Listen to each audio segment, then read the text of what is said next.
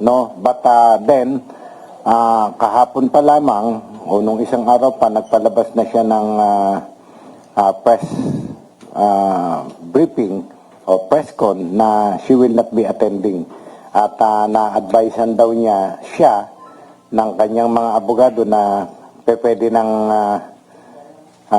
counter affidavit na lang or sworn statement ang ipadala niya.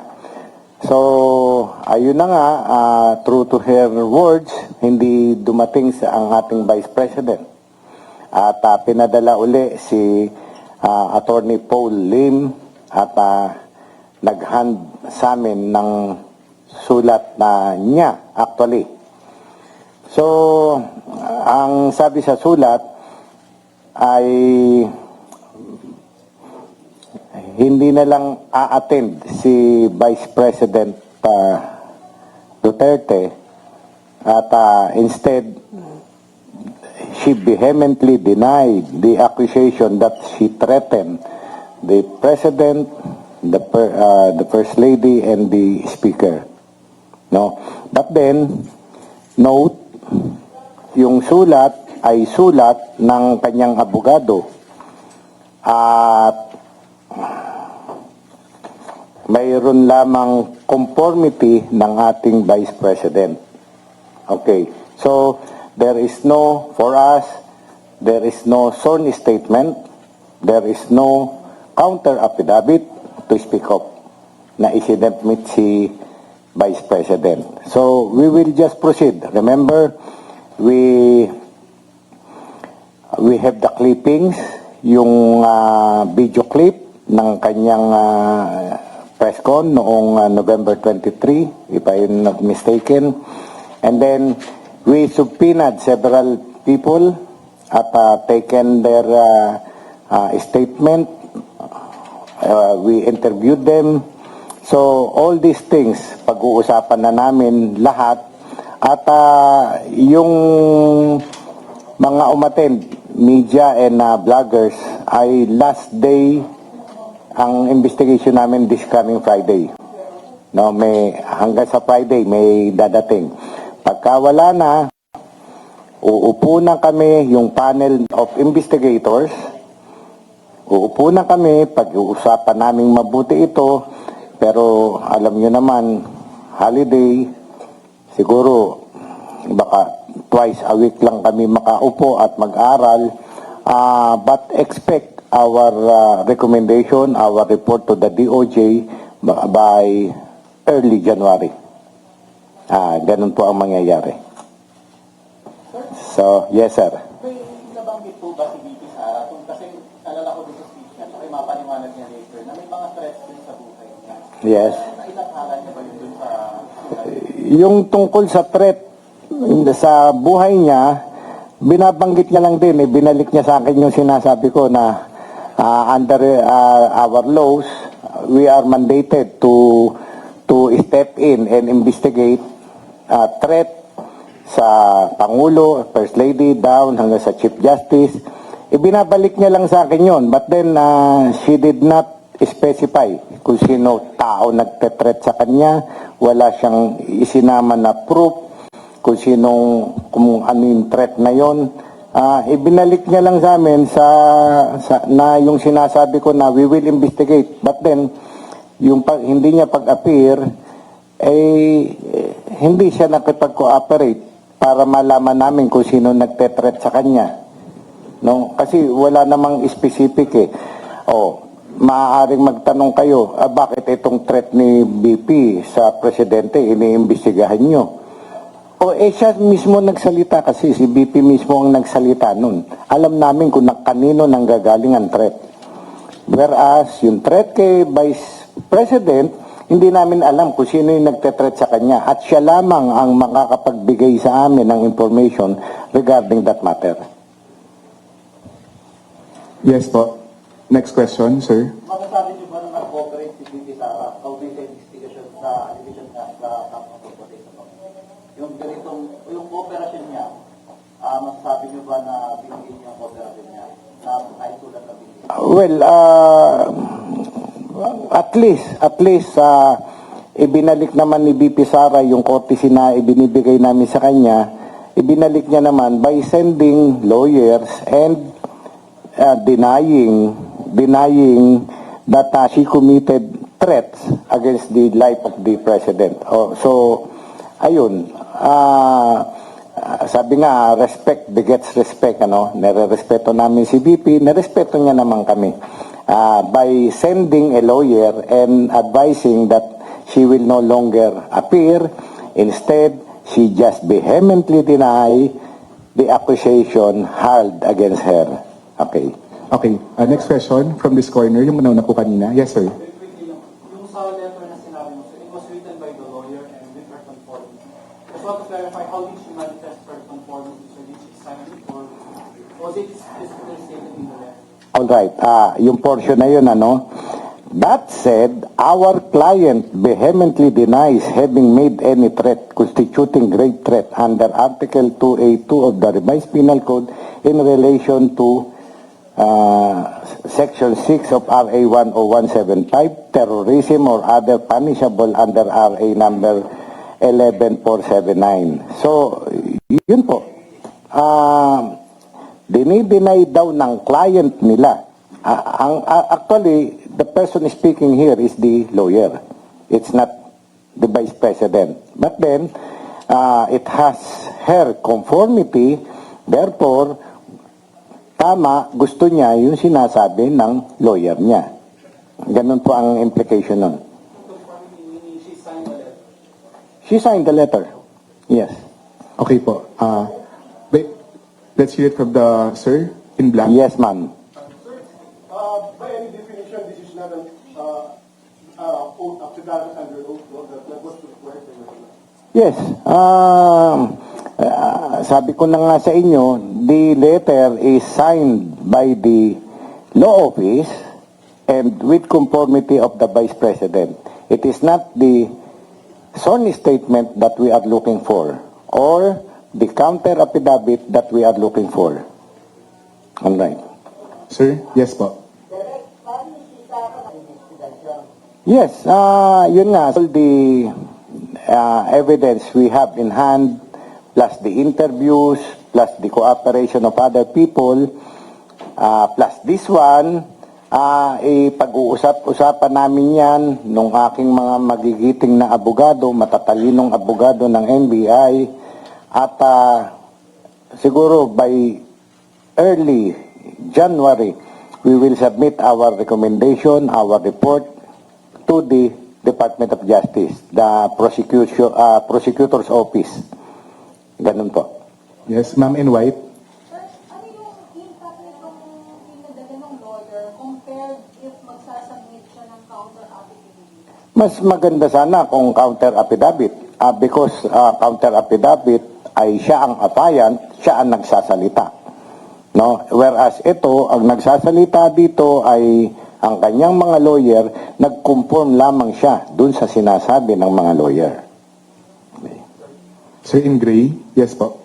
Sir, anong magiging ano yan? Tutulad mo sa impact, sir. Magiging mas madali ba para sa NBI dahil sino yung pinadala niya o dahil magiging mahirap dahil yung Alam nyo, mas mapapadali ang trabaho kung si ma'am ay nag-appear sa amin, nasagot yung aming mga katanungan para sa kanya, mas mabilis ang trabaho. Kaya nga sabi ko sa inyo, with this letter, with the clippings on hand, with the interviews we had, i-collate namin yan lahat at nakita nyo, almost 2 weeks or 3 weeks kaming mag-uusap-usap para makaformulate ng isang report recommendation na parehas sa lahat ng involved dito sa insidenteng ito.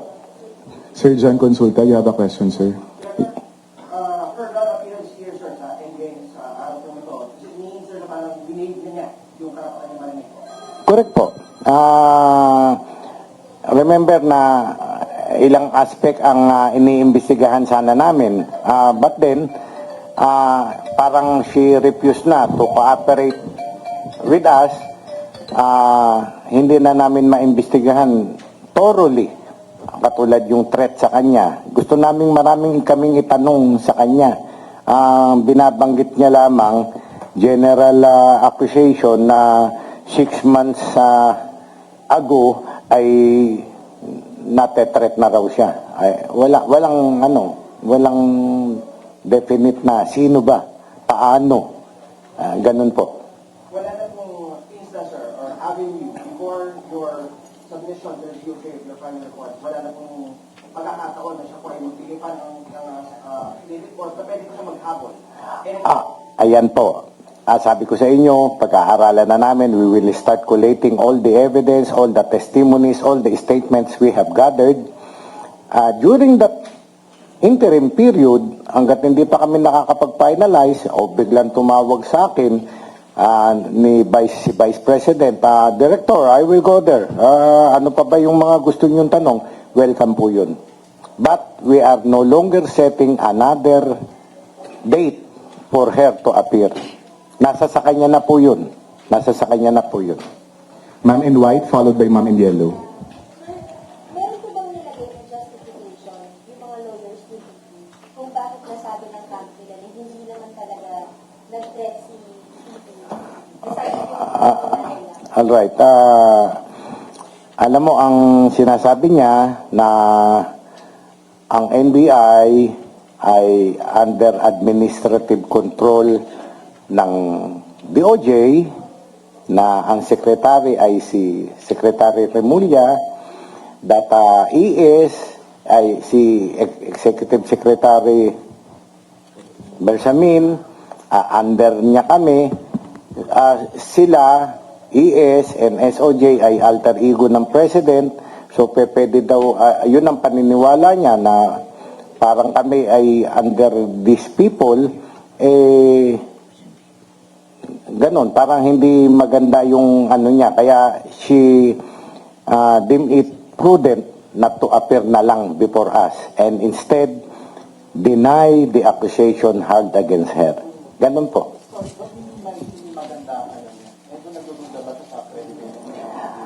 Kung babasahin po natin ito, basahin ko ng diretso, no? Okay.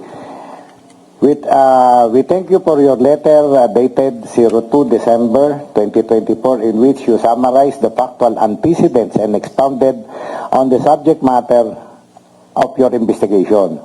In your letter, you confirmed among others that your investigation involved our client press conference on November 23 and in October 2024 it was initiated motu proprio after the Executive Secretary issued a statement referring to the Presidential Security Command and alleged active threat on the President for immediate and appropriate action, and two, by the directive of the Secretary. With due respect, we just state that obvious that the Honorable Secretary of Justice is this office administrative superior, head of agency and the President's alter ego, while the Honorable Executive Secretary is the President's chief alter ego. Given these facts, you will kindly understand our client's prudence in her cooperation with the office and her desistance from appearing and giving any statement on December 11 today, 2024. Ganun po ang pagkaka-relay sa amin. Well, meron namang katwiran na mag-isip ng gano'n si Vice President because really, we are under the SOJ. But then, lagi ko namang sinasabi sa inyo, we are only mandated by our law. Yung Republic Act 10867 na minamandate ang NBI to step in whenever there is threat to the President, Vice President, down sa Chief Justice. So, at ito naman na, siguro nakikita nyo naman, lagi tayo nagkakausap tungkol this case, ay talagang pinipilit ko na ipaliwanag sa inyo, sa taong bayan, kay Vice President, that the investigation will be impartial. Kami mananatiling NBI, ang institution na mapapagkatiwalaan ng ating taong bayan, ng lahat ng tao. So, hindi natin siya masisisi kung ganun ang pag-iisip niya, but then kami nananatili, malinis ang aming konsensya that the investigation will be fair, wala kaming kikilingan, walang pinoprotektahan. Ganun po. Thank you, sir. Serbisyong totoo lamang. Ma'am in yellow, you have a question, ma'am. Okay na. Ma'am in maroon, do you have a question?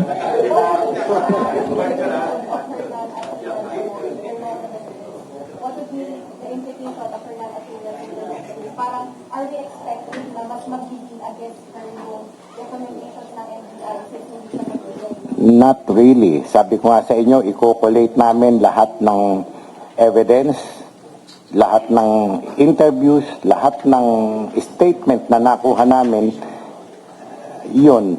At naniniwala ako na ako bilang judge, abogado, 5 panel kami, puro abogado, ay yung percentage ng pagkakamali ay siguro malaki na ang 2% ng pagkakamali. Dahil kami talagang yung katotohanan lamang ang palalabasin namin. Ganun po.